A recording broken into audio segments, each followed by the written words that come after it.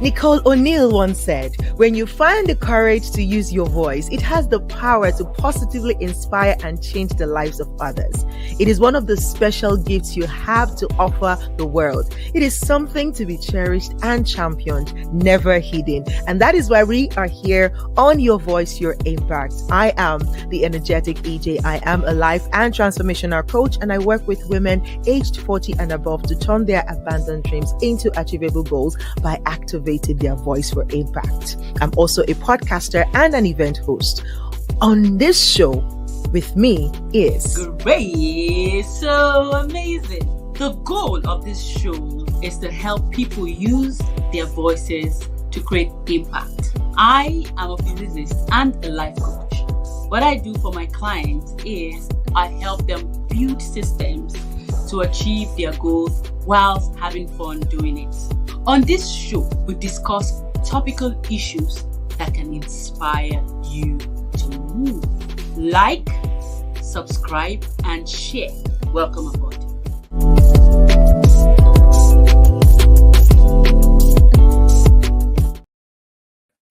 Right. Like, share, subscribe. If you are just joining us for the first time on the show, welcome to Your Voice, Your Impact, where we talk about things and we help our guests to amplify their voices. I believe that our voices are not meant for us alone. And when we talk about your voice, we're not just talking about your literal voice, which is the vibration and the sound that your voice makes, but also talking about the impact that you're bringing to your world. What are your ideas? What are the things that you stand for? What are the concepts that, burns in your heart and that you're sharing with the world to make the world a better place, even if it is by 1%, not 1% or 0.1%, right? That is what Your Voice, Your Impact is about. And in the last couple of weeks, today being the last day of September, can you believe it? Like, wasn't it just 2 weeks ago that we all screamed, Happy New Year? And it's already September. 3 months and we're going to be bidding 2024 goodbye. Oh my God. I truly hope that it has been exciting for you. But even if it's been challenging, my hope is that through the challenges, you've learned, you've grown, and you have become a better version of yourself. That is my hope for you because that's my own experience. And I'm super excited for all the ups and downs that I have been through this year. I've grown, and it's just amazing how things can change for you in 1 year, right? Where things that excite you before just become things that you just look at and like, oh, wow, I can't believe this thing used to excite me. It's funny how life is, but that's the beauty of life, and that's the beauty of being a human, the fact that we evolve on a daily basis. On this show, we have this segment that we started off in the month of September, talking about the founders, their stories, and their impact. And it's been an amazing journey so far, speaking to different founders from different industry.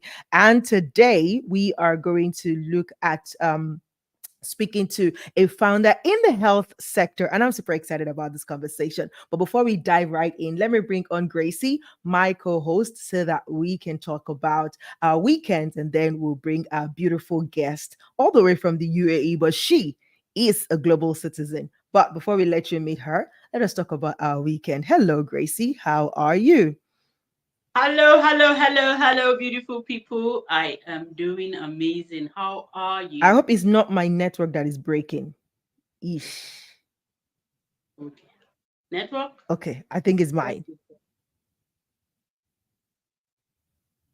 Can you hear me okay? Can you hear me, Gracie? Yes, I can hear you. I can see you. I don't know what the problem You is. can hear me and see me. All right, Yes, please I go can. ahead. Go ahead.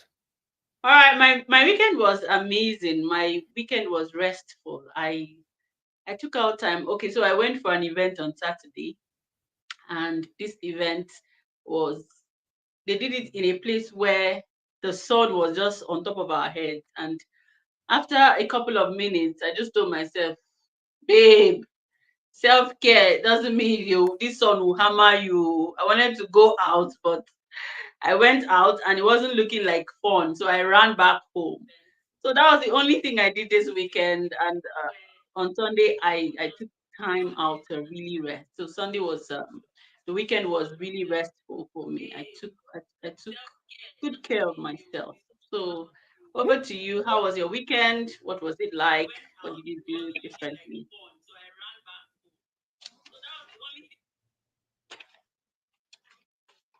I can hear an echo, like Yes, your so sorry. phone. I'm trying. I'm experiencing that stuff again where it's not connect or is breaking from the main channel, but I can hear the replay. So there's a little bit of lag. So we just have to manage that.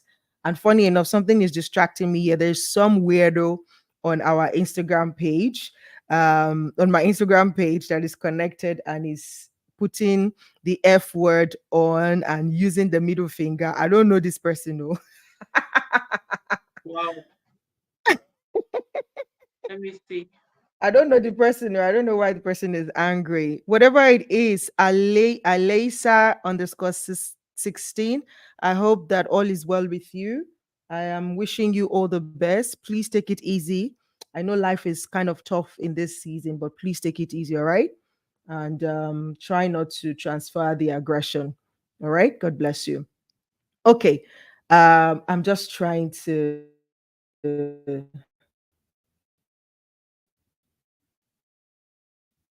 monitor here, but 1 second. Let me just try and find a way out to see how I can hear. So that means, Gracie, you might look at that. There is a lateness there. I am so sorry about this. I don't know why this happens every time.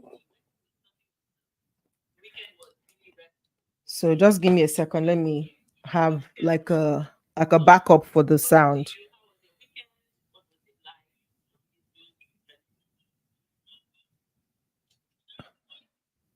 Okay, so my weekend was good, Gracie. Sorry about that. So can you confirm if the echo is gone now?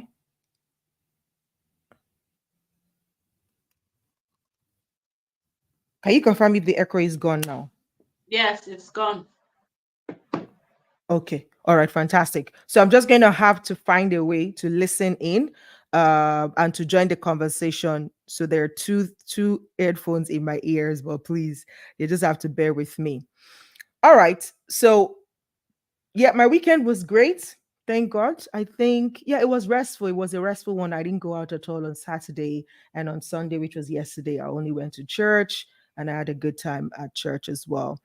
All right. So going right into the conversation of today, I apologize, guys, on LinkedIn, on Instagram, on YouTube. Sorry for there is a little bit of technical issues with the sound, but I'm going to try to cope with it. So I am going to bring up our guest right now. Like I mentioned earlier on, she is a global citizen and she was born in China. She has a Chinese name, but she's from the US originally, and now she's in the Middle East. I'm like, okay, this is and she's been to 12 countries already. And so let's find out, who she is, what's her story. And she's the founder of MedxBay, an AI powered outfit for healthcare professionals. So let's find out all about her story, and the impact that she seeks to create with MedxBay. Ladies and gentlemen, welcome up on stage our guest for the day, Yunche Wilson. Hello, Yunche. Hey, Good to have you. love. It's good to have you. Good to be here. Thank you. Awesome, awesome, awesome. How are you feeling today? Much better than I was last week. There's something running around Dubai, a little viral thing that I got, and so I was had to do some protocol. Got my fulvic acid and echinacea and manuka honey, and I'm much better now.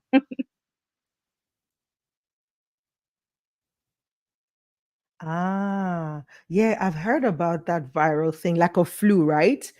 I think it is. Yep. It sounds like a flu, but I'm not sure what it is. But I've heard a couple of people being down with it in the last couple of weeks. But I'm happy that you're better now, which is Yeah. good. All right. Oh, Gracie's out. I was going to call on Gracie to help me out because there's a lag. So please There's a just bear with lag. me. There Yeah. is a lag between what we're saying and what other people are hearing. So, and I Got have it. to listen to what people are hearing, because I can't seem to hear it from, yeah, I can't seem to Got it. hear it from the studio directly. It's breaking. But when I monitor it, Ah, I can hear clearly. I don't know what's up with that. So I have to gotta wait love to hear technology. what we said so that I can respond properly. So just bear with me. Once Sure, Gracie is back in, I can ask Grace to go ahead with the conversation while I kind of catch up behind the scenes. But yeah, sure. let's do that. All right. So let's go first by asking you, your first of all, your background is so mixed. Can you tell us a little bit about that? Were your parents Sure. like also travelers, or what happened? Well, just give us a little insight into that. So, my background is my entire family is from Panama. So, I happen to be born in Germany because my father was in the military. So, with me being born in Germany, I not only was American citizen, but also Panamanian citizen because my mother and father at the time, um, I believe they were on their green card. So my father was able to be in the military back in the 80s with that, but it also made me a Panamanian citizen. So I ended up with the name Yunche because I was named after my mother's best friend in college, who was this Chinese woman, and which was always confusing for me as a kid because I look like this and trying to explain being Afro Latina in the in the early 90s was not easy to do. So Spanish is my second language, my mother and father's first. So that's kind of where that international background comes from initially. Mm. Nice, nice, nice, nice.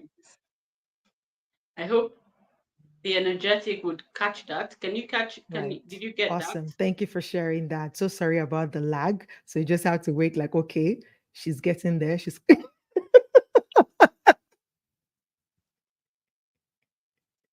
Yes, yes, even though it's coming in late. I am so sorry. I don't know why this happens all the time. I'm not sure how to fix it. I don't know if it's my laptop, if it's the platform, but it's just funny because what people hear is smooth and seamless, but from the studio, I can't seem to hear it, smoothly. All right, so let's dive into the conversation. You are a founder. Is this the first thing that you've done, or have you worked over a period of time and then you got to a point where you were like, you know what? I think it's time for me to do something. What's your journey into becoming a founder?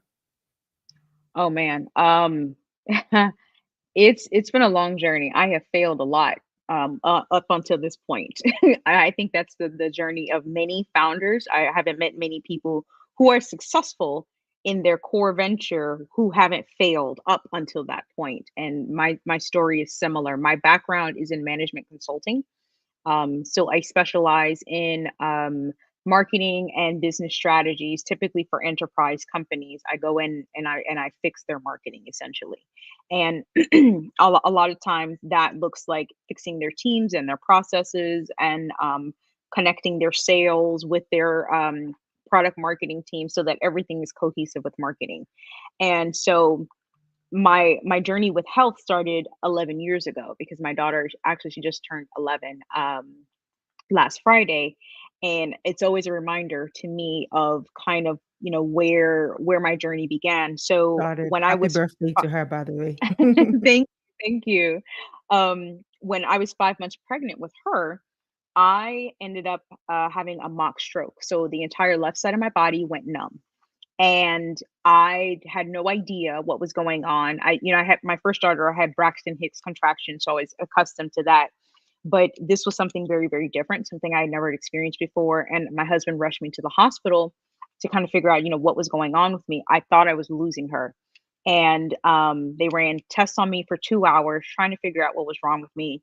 Everything come back inconclusive. So essentially, a neurologist comes in and says, look, whatever it is that you're doing, you need to stop because your body just experienced a mock stroke due to stress.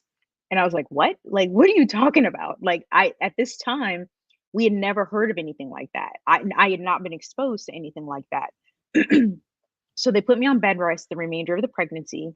And when my daughter was born, she bore the epigenetic marker of that episode. She has a birthmark on the entire left side of her body. So, Mm. in simple terms, epigenetics basically means that environmental factors that impact you as an individual. This can be expressed through your DNA, through 7 generations. So, some of the things Oh, that impact people of color specifically, when we're talking about ancestral traits and trauma and things of that nature, going all the way back for those who are African American, to slavery times, those things are still expressed in our DNA. And they come through as trauma and sometimes anger, and even the foods that we like, music we listen to, all of these different things are epigenetic markers. Um, so I had to go down this path to really start educating myself. So these past 11 years has been a PhD course in understanding conventional, traditional, holistic, and specialty medicine across the board. And how does it impact each individual differently? So that's kind of the short version of how I've come to where I am today. wow. Wow. So when you say the last 11 years as being almost like a PhD for you, are you referring like you actually went for a PhD, or you're talking about the amount of research and work that it has gone into you understanding why what happened, so that you can truly understand it and see if you are able to create a solution out of that?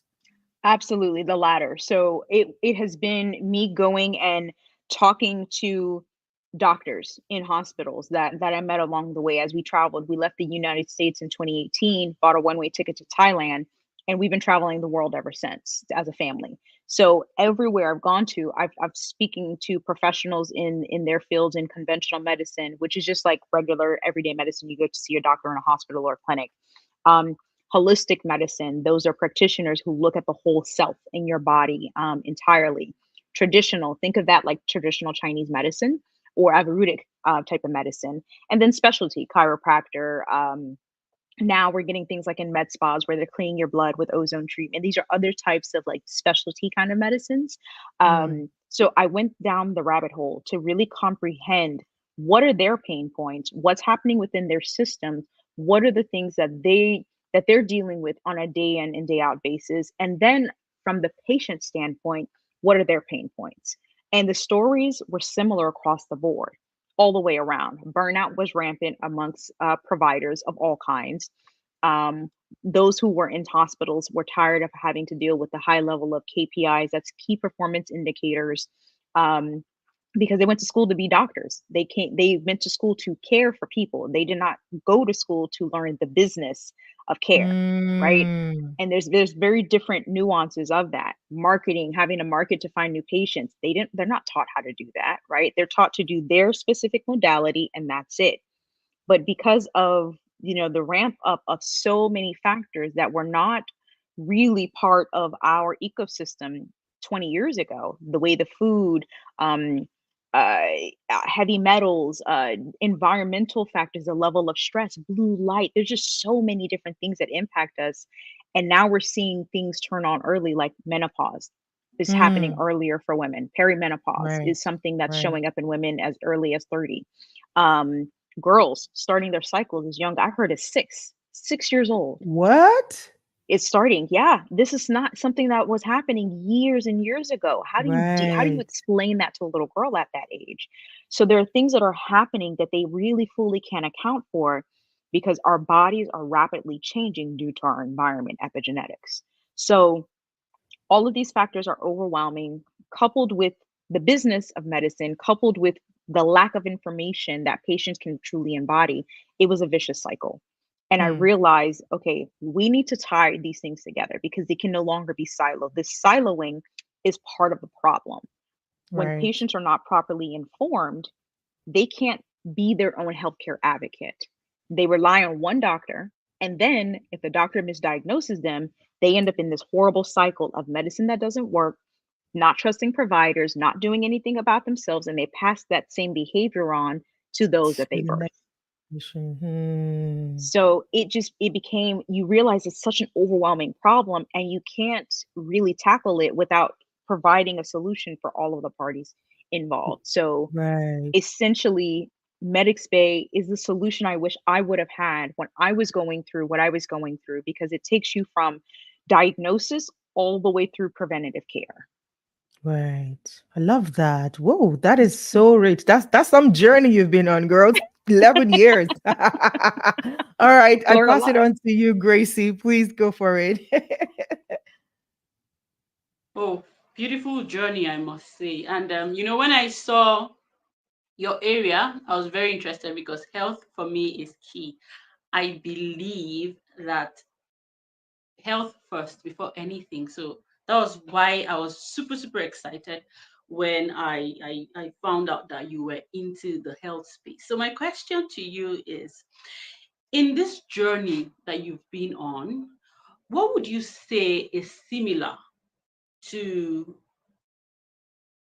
what's that similarity when it comes to different countries? You've traveled from one country to the other, trying to find out certain things. So what would you say you have discovered on this journey that is similar to all races, and how have you been able to tie together? I would like you to talk about the similarities and the differences. I would love to hear that. Did you get the question? So the similarities and differences across healthcare or just across races? Because there's definitely two different things. So yeah, so beautiful. Now, what you do, the work that you do, and what you've been investigating and finding out, let's say from one country you were able to discover something. Now, this is with regards to the work that you do and the solution Yeah. that you provide. Yes, Yes. healthcare and the solution that you provide specifically to what you provide.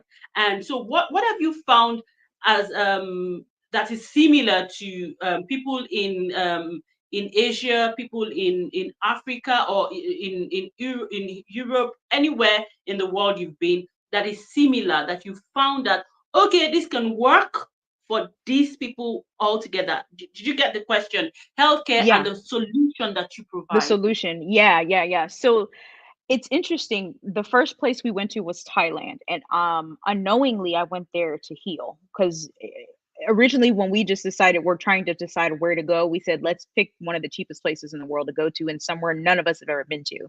And we kind of swung the globe around and was like Thailand.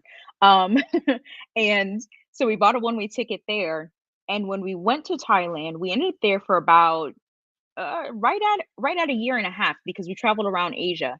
And when we were there, that is where my personal healing journey began, because it started off with me going to the hospital to get an exam done.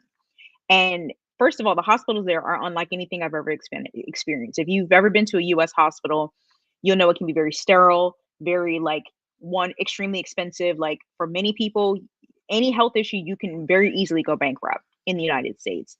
I literally went in for a checkup. It was like a five-star kind of hotel type of thing. I think I paid maybe 300 USD, and they did a full panel on me.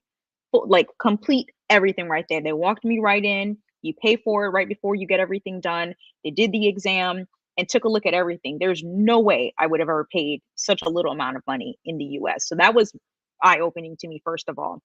Second, being able to get my results on demand. I didn't have to wait a few days. It happened right there, like right within a few hours. I was able to get my results. Again, I didn't know it was possible.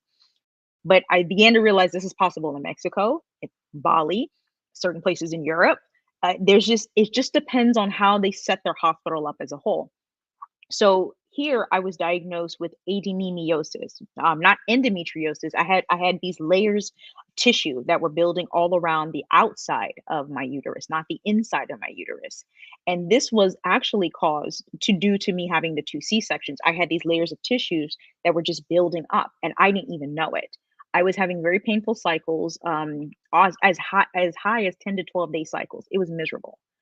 And so I ended up, they told me their diagnosis conventionally was you need to have a hysterectomy. I was like, no, that's not no, we're not doing that. I need to find another solution.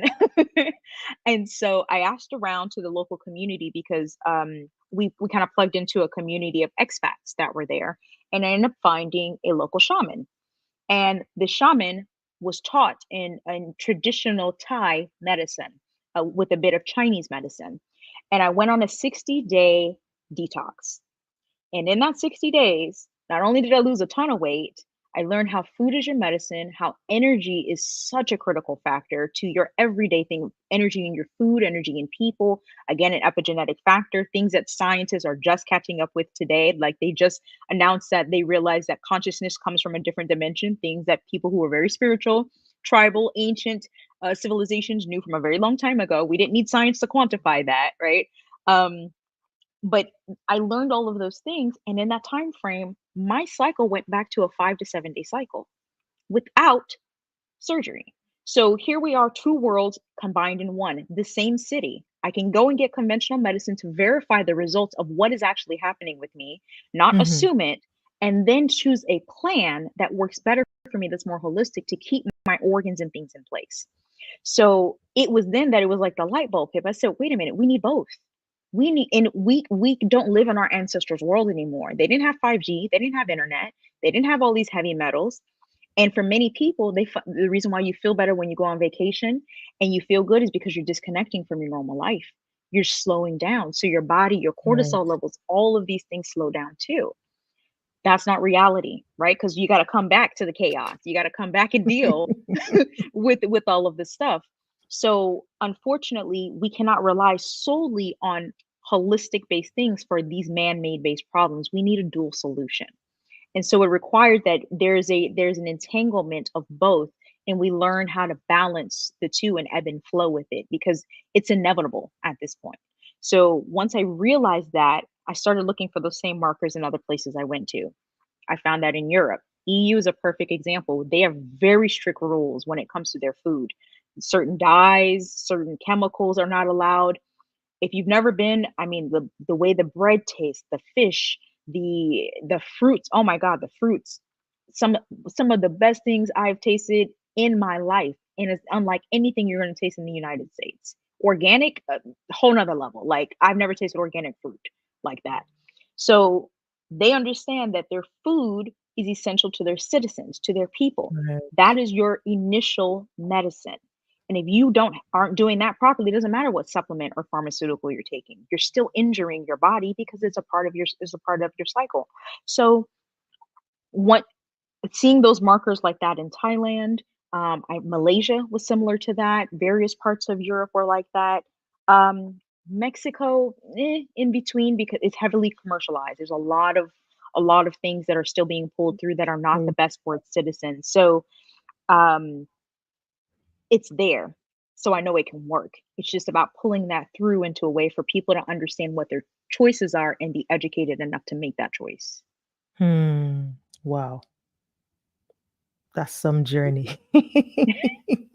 I love it. See, I was smiling down to I was just, yeah, because even as a scientist, I have come to, and I had to put that there because when you mentioned that orthodox medicine is catching up, you know, for people watching and listening to this right now, and they're wondering, okay, are we going to now say that we'll throw away this? For you, what do you have to say? Is it harmony? Harmony, or this seems better, the traditional kind of medicine and all of that, the shamanic, is this shaman or whatever, because of course that was how you got healed, right? You got healed and your circle, so for you, would you say harmony? At first you got the diagnosis and you got all you got from the hospital to conventional hospital, but you got, so what do you have to say about people that are rigid in their thinking, that is orthodox or nothing? What do we need you to help open their eyes to see that, look, this can also be something that you can look at for the purpose of holistic healthcare. Absolutely, absolutely. It has to be harmonious, right? If I break my arm, I'm going to the emergency room. I'm not going to a shaman to spray some stuff on it or like put some we're not in the jungle, right? Like I'm going, like I need you to put a splint, give me some good drugs so I don't feel the pain, and then I'll deal with it along the way, right? Now how my recovery might be a little different. I'll go to a physio. I might do red light therapy, right? We're talking about a bit of biohacking and other things along the way to help accelerate the healing process. Once you understand the options that are available to you, you can expand what your healing journey looks like. Orthodox medicine shouldn't go anywhere because it's needed. There's individuals in illnesses that have been so exasperated by people's environmental factors and food that only a pharmaceutical can kind of stop it in its track. You need sometimes something to stop it in its tracks. You need something to be able to like get you in a place of homeostasis before you can go over to the other methodology. So it's critical to comprehend it's not one or the other, it's about activation of when, right? If I have a cold or like, a bit of the flu, you shouldn't be running to the doctor. You should know that ginger, pineapple, manuka honey, um, vapors, these are certain things that you can do at home. You don't need to be bothered. That's not what the doctor wants to be bothered with anyway. I can't tell you how many doctors are like, I am so sick of people coming to me about the flu. Like it's obvious what you should do. Right? But some people are so addicted to that instant gratification factor. I want a pill to hurry up and fix it, and then wonder why their body doesn't know how to operate. Your body is a Mm. literal machine, it's an electrical being. And when you program it to operate on instant gratification, you're telling it is incapable of doing its job, right? So you have to be understand that there's a time when this needs to be activated, and there's a time when preventative and holistic care needs to be activated. You're having a child, you're having a Right. C-section, you're gonna want drugs. Nobody wants to be cut open and feel that crap. Like it was painful for what I experienced, right? And for the first time they actually prescribed me Vicodin. It was way too strong for me, so I just went to normal aspirin.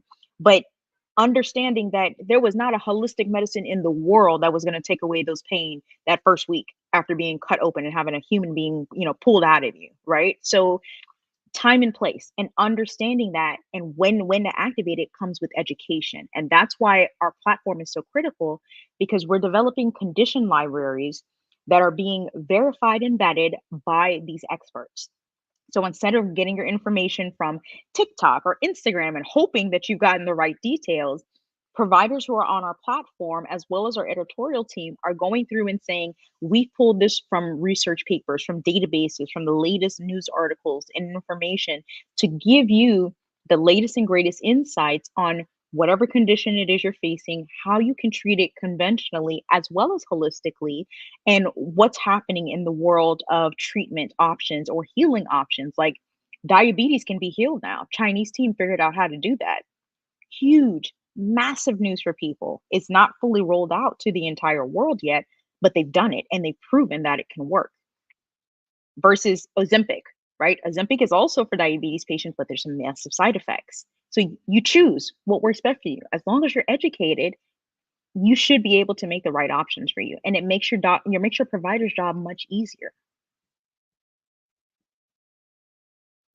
Absolutely. I mean, the education part, I think is the key one because sorry I'm jumping in, Gracie, but the education part is the key one because a lot of people like go to Google now, right? And Google is fed with all sorts, right? Both the correct, the incorrect, the what do they call those things? Conspiracy theories and all of those things, right? So it's a mix and mash of all of these things. But having a dedicated, a curated, a vetted platform that can actually give you the correct answers is really, really important. And I think that's why what you're doing with MedxBay is quite fascinating, and I do love that. So, a quick question from somebody on LinkedIn.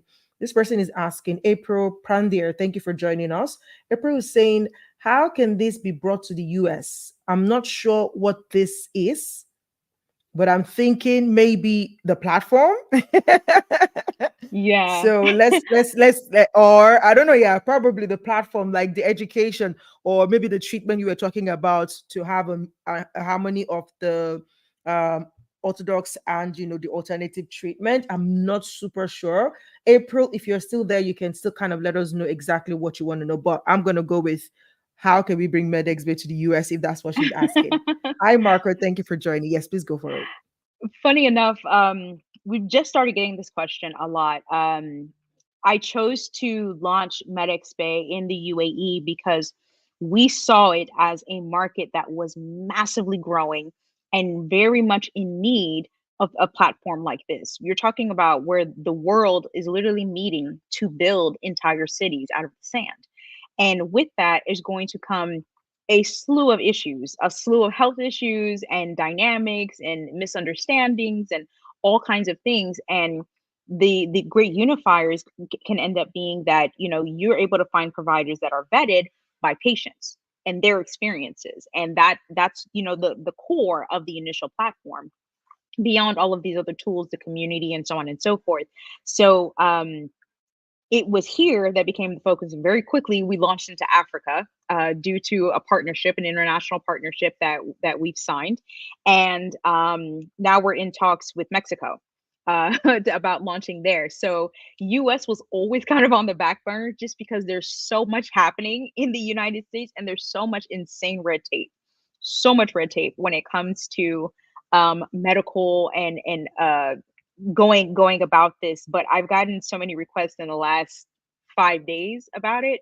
It's something I need to talk about with my team, to talk about how do we navigate this to make sure that we can provide these resources.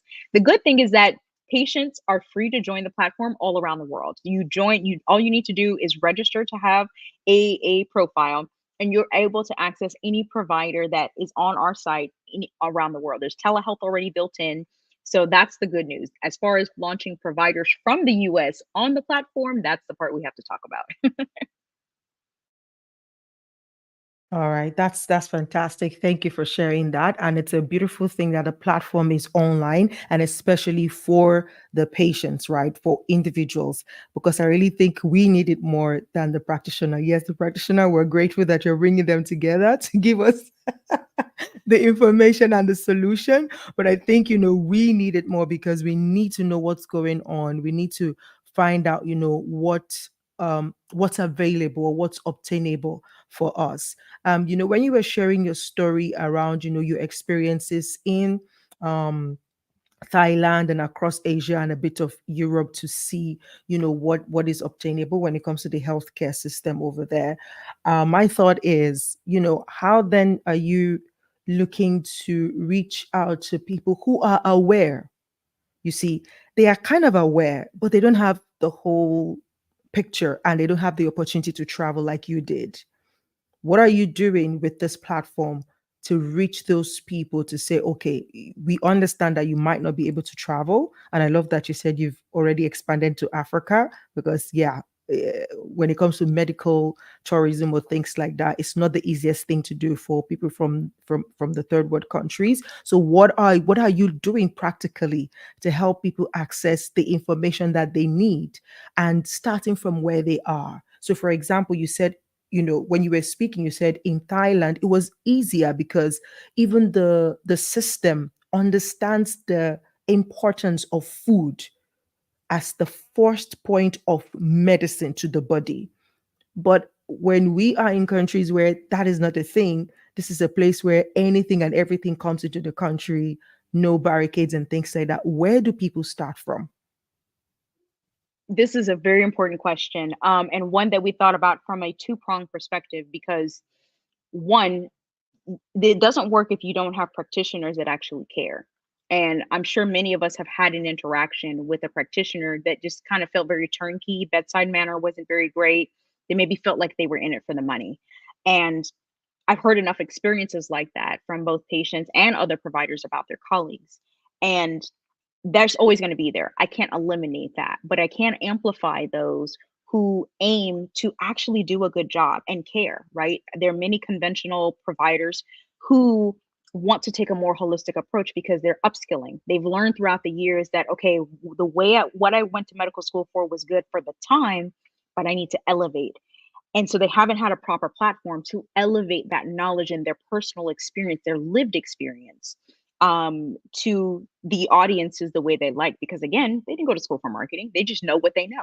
So our platform is aimed at making sure that, one, with them being a provider, they can showcase their expertise via our condition library. They're able to write articles talking about their learnings, what they've understood, and then we amplify that out to the audiences that are interested in that, via our social, via our patient community. But then even further, we created a social network. We're in the process of creating a social network specifically for the medical community. Think of it like LinkedIn, but for the medical community. So this connects providers with medical suppliers. This is not for the patients, because the level of burnout and all of these things that are happening on the back end to providers is at another level, to the point where they're quitting in droves and they're not properly getting replaced.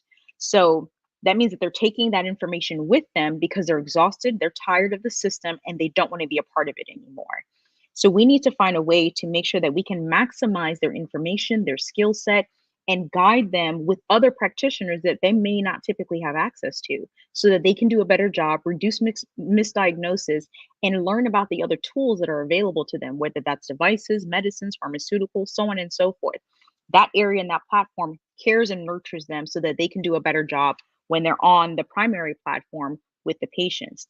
Now, for the patients, we have our community, we've got the condition-based library, and this is where the community, where they can talk to it, patients can talk to each other.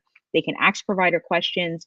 They're talking to each other about ways that they've healed themselves, right? There's this book, I cannot remember the name of it, but is known as the Great Fast, right? It was a fad, it was known as a fad diet, not scientifically proven, but the number of case studies that have come out of people who have cured themselves from cancer, for example, simply by fasting with grapes. Once you understand what fasting does to the body and autophagy, you begin to understand that it's the basis for healing of anything. So there are people who have completely healed themselves from cancer with grape fasting. Does it work for everyone? No. But if it does work for someone and you try it, you should know that that information exists. It should be available to you. Now, of course, with the guidance of your medical professional and all of these things, because we are aggregator, we are a connector. We don't want anyone to do anything dangerous. But the only way for people to begin to understand what's readily available to them is by the information that is provided by those who are having lived experiences and individuals who have experienced it themselves. So that way we're connecting the front and the back end together so that there is a complete cycle. That is so beautiful. That is so Gracie, please go for it. That is so beautiful. Yeah, Thank you. I love the dynamic. So I was a bit confused. I was wondering. I said, okay, so who is your ideal client? Like, so I know there's MedX. So what do I need? You just helped by explaining that, okay, so what one would run to Google to go and Google. You just explained that bit, that okay, MedX will provide real-time human beings, right? That probably went through a particular thing, and they do they share their stories on your platform, or do they tell you? So who is your ideal client, and how do you, first and foremost, how do you make money on your platform, if you don't mind sharing? And then who is your ideal client? Why do I need to come to MedX? Why, I'm sure some people are wondering, and they should get. Absolutely. So the full vision is there's four core areas that we primarily serve. Patients, and that's anyone who's got a health issue, no matter what it is, around the world. Healthcare providers across traditional, holistic, conventional, and specialty. Institutions of all types, that's hospitals, pharmaceuticals, clinics, universities, right? They all have their place because they typically have in mass various providers. They have education and knowledge they want to share. They have there's foundations. We just partnered with an oncology foundation in India, and they are one of the first in the world who actually marries conventional with holistic medicine for oncology patients, and they do this completely virtually. It's a beautiful program that they do. We're not experts in oncology. We don't need to be, but they are. So we want to leverage their expertise, their content, and we want to put it on our platform and guide people to the proper resources. And then finally, medical suppliers. Medical suppliers are a critical component to all this, down to PPE gear, all the way to medical devices and everything in between. They are part of this massive ecosystem. So those four components, those four client avatars, all play a critical role. And the way that we make our money is very varied. Primarily from the providers, because they pay to be on our platform. Initially, when they join right now, because we've just launched, they get 60 days for free, because that's how confident we are about our platform. We want you to join. We want you to get on it. We want you to see how well it can impact you, especially once we launch our AI tools, which we've actually are partnering with a amazing AI company that is building out some very specific AI tools for us that also will match with the patient electronic health record that will be global. So patients will be able to manage their own electronic health record no matter where they are in the world. And that's one of a kind. In the US they do have it, but it's stateside only. Our goal is that our world is borderless, so your record should travel with you as well. So that's another key component. As you're a patient, it doesn't matter what you have. You can maybe you just have migraines. Maybe everything else is great with you and you just cannot get rid of migraines. There's going to be an area in our condition library where you can just learn about that. Maybe you say, I don't even want to have a health record. I just want to be here for the learning. Come here for the learning, connect with the community, learn something maybe that you haven't learned before. Connect with one of our online events or our in-person events that will launch, right? For those who are more chronic diseases, that could be just chronic stress, inflammation, autoimmune diseases. They call it the junk drawer disease for those who have lupus, right? They can't really explain why it happens, but there have been people who have cured themselves from lupus. Those stories should be told. They should not be censored, right? Because there is value in that story. Just because it hasn't been scientifically proven in the conventional sense doesn't mean it doesn't hold weight in the traditional or holistic sense. And we want to leave that up to the individual to decide. So those are our four key client avatars, and there's a couple of other ways we make money through technology partners, through events, through our medical suppliers, and things of that nature. But essentially, the goal, the big vision, is to be a global healthcare network that partners with all of these amazing institutions and companies and organizations to allow patients to choose the ideal healthcare journey, no matter where they are in the world. Love it. That's amazing. That's a huge one that you're currently working on. On this journey so far, what has been the most challenging thing for you? Oh man. Um, like I said, I have failed my way up until this point. So there's been a lot of lessons that I've learned in various businesses I've started and I thought was going to be great and amazing, and I've had to shut down. I'm a mom of two girls. I have a teenager who just started high school. I'm almost 40. The going against time and just kind of weighing against the reality of my humanity, right? I think that as founders, we should be honest about the reality of sometimes I'm just tired. I just want to lay down and take a nap.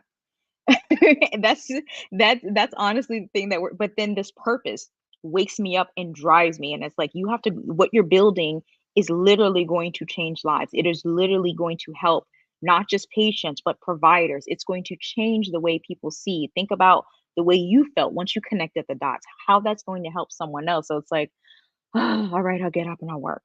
Uh, so for me, that's my biggest challenge right now is just dealing with the time. So now I'm at the level where I need to biohack myself. I can't allow my age to determine my energy level. I've got to do more. I've got to push more. So I'm in that place of longevity care now, right? That's that area when you get past preventative, now you're in longevity.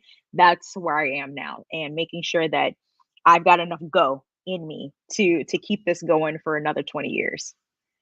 Oh, I like that. That's a very interesting perspective to it, especially coming from the place of age and as women. And I love that part of actually thinking, okay, at this stage, it's no longer prevention, it's biohacking. To say, okay, how can we keep this body running in the next 20 years, God willing? But I mean, we have to do what we can do because there are would I say procedures that can help with that. If you don't mind sharing, what are some of the things that you can do to hack your bio based off of your age? I'm interested because again, as a coach, my goal is to help women age 40, and these are things that we don't regularly talk about, right? And we just keep pushing. Let's go, let's do this. I understand the part of, I have to fulfill purpose. I have to create a legacy, but then your body is saying, okay, but I'm getting old. So what are these hacks that you can share with us if you don't mind sharing some of them? Well, one is fasting. I integrate fasting quite a bit into my life. Originally, I was doing it as a form just of pure healing, but I realized how much better I perform, and my body is able to kind of rebound and deal with just stuff in general when I fast. So intermittent fasting, I typically don't eat until noon each day. And at least once a month, what I've started doing is actually trying to fast a minimum of 3 days. And that's just to reset my body so it can kind of flush out all of like what's called like zombie cells, all of the old cells that need to die off, get them out of my system, and just kind of recalibrate. And during that time, I always see rejuvenation in my face, my skin, my energy levels, everything, and so it gives all of my cells, proper new cells, a chance to really get in there. Sunlight therapy. Believe it or not, the information that we have about sunlight, stuff that we were taught about in school, get away from the sun, stay away. Like there's levels to it. Early morning sunlight, evening sunlight is some of the best sun that you can get because our bodies are electrical beings. We need the natural energy from the sun because it charges up our mitochondria. So our mitochondria, think of them like little cell batteries inside of your cells. And when you feed it this sunlight, your cells basically are consuming it, consuming that light and giving it energy for your body to properly run. I didn't learn this until earlier this year. And so when I started doing sunlight therapy, I was like, okay, that's why my skin is looking, and that's why I feel a little bit. And so you start noticing these little changes in other things. What I consume, I try to stay away from gluten. Gluten is horrible for me. It might work for some other people. It does not like me at all. So I stay away from it. Personally, I don't eat pork. I don't eat beef. I don't digest it well. So anything that my body doesn't respond to, well, I just don't give it. Like I am too old to be trying to play that young man's game when it comes to food. Like I'm not doing it. So I eat what my body feels good for. It's not to say I don't indulge. I love chocolate cake, right? My daughter aims to be a pastry chef, so that means I got to taste everything that she creates because I'm not going to disappoint her. So there's a balance there. there's, there's a balance there. Um, Believe it or not, also just laughter. Um, my husband makes me laugh a lot. He intentionally does things to make me laugh. And for me, it's a big stress reliever. I've dealt with chronic stress for most of my life, and it has impacted me in ways of inflammation. I don't care how old you are, like from 40 on up, if you're a woman, you got inflammation at somewhere in your body. Our ability and necessity to release it is so critical towards how we feel each and every single day. So laughter, just walking. I stopped lifting heavy weights. It just doesn't work for me in my body. Lightweight repetitions work. Walking to, clean my lymphatic system, and swimming. Started swimming again. So those are just the small little things. There's other things as far as like what I take, supplements and things I'm testing out, like red light therapy, cold plunging. It can start getting really in there, but that would take up a whole other segment. That is so beautiful. And I see how you're glowing. Your skin glows. Thank Gracie, you want to you. say something?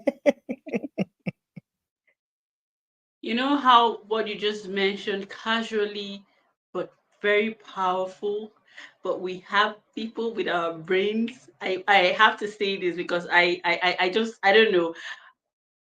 Adding water, drinking water to it is also important. I just thought it would be nice to add that. And why you said it casually, it's powerful. But people need to hear it. I don't know if they need to hear it over and over and over and over and over and over again, to take it seriously. But I practically love what you just said, and I'm running away with it. I think the final question I have for you is, uh, yes.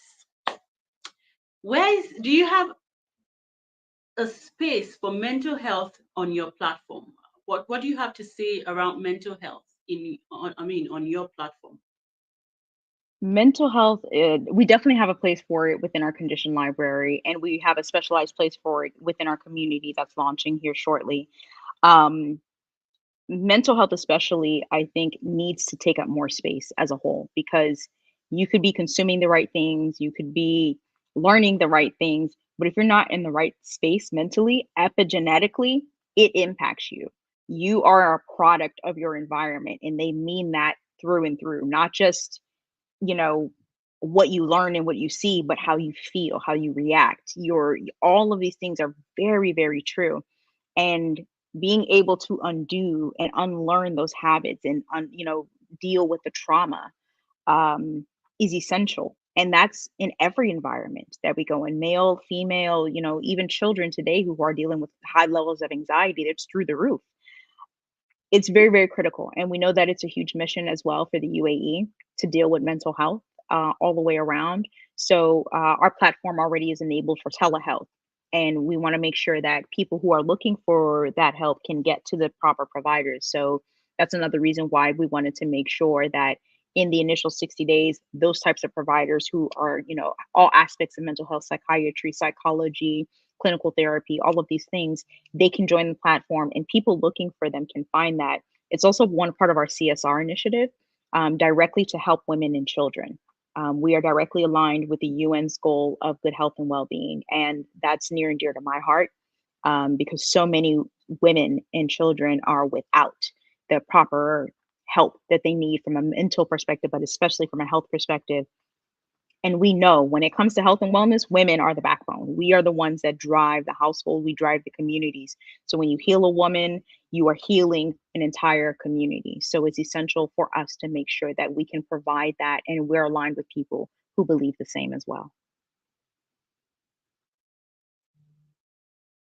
We love you already. God bless you. And I know Medx is certainly going to thrive. Good job and well done. Thank you. Thank you. I so appreciate that. Thank you so much. Thank you for sharing. I will finally ask the last question is why do you think it is important for people to use their voices for impact? I mean, you could have kept quiet, apart from the fact that it's a business, for you, but even in the impact aspect of what you're trying to do with MedxBay, if you don't say it enough, what would you say? Why is it important that you use your voice to, create this impact in the world? Health is one of the most intimate things that any human being can deal with. It's the great equalizer. No matter who you are, no matter how much money you have, it is the great equalizer for all human beings, right? Billionaires can come down with cardiac issues, and yes, they can buy their way out of it, but it's still a cardiac issue, right? And someone who is extremely poor can be having that exact same issue, but not have access to those same resources. And that is the unfortunate part, right? Is that you can never equalize a playing ground when it comes to healthcare because it does cost. But you can provide the right information to those individuals if all it requires is simply access to the internet.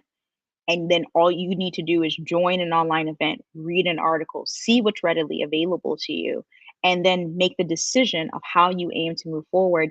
That could inspire the next individual to make a scientific discovery in something that amplifies healthcare. That could help someone who thought that they were absolutely lost and there was no healthcare solution to a mother who had Alzheimer's. That could help someone who was like me, who really felt lost and confused and didn't have any answers and doesn't have the energy to go along this 11-year journey that I went on. For me, this was a calling to do something greater than myself. I had to do it. I didn't have a choice because it drove me, it woke me up every single day. This is about taking humanity to the next level, when it comes to something that impacts every single one of us. So it was important for me to do this work because it has to be done. Absolutely. And that's why it's important. And I think, one of the things that I would draw from that answer is that when it is important to you, and when you know it's going to affect lives, you'll be doing yourself and the community a disservice by keeping it to yourself, by not amplifying it with every opportunity that you get. And that's why we're here at Your Voice, Your Impact, to give you that platform, that opportunity to amplify your voice on that thing that speaks to your heart, that is dear to your heart, that you know would go beyond you to helping other people around the world. So thank you so much, Yunche, for coming and sharing, and amazing work you're doing with MedxBay. And like Gracie said, we are affirmative and believe that MedxBay is going to thrive. And we're here cheering you on and say, go Yunche, go Yunche. Thank you for doing what you do. Thank you guys Awesome. for having me.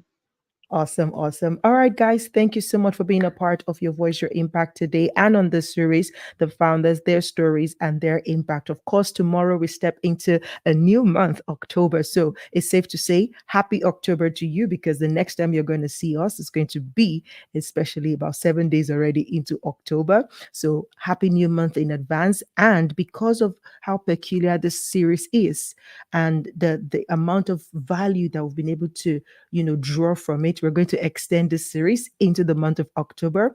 So we're still going to be talking to founders, hearing their stories and the impact that they're making in the world. So you want to join us next week with another founder and all through the month of October as we continue to explore their stories and the impact that they're making. So if you know a founder that should be on the show, I think we still have about 2 slots left. We're still reaching out to founders. If you know anyone who should be on the show, please make a recommendation so that we can reach out to them within the course of the week. Thank you so much. And we'll talk to you next week on the show. Goodbye. Goodbye.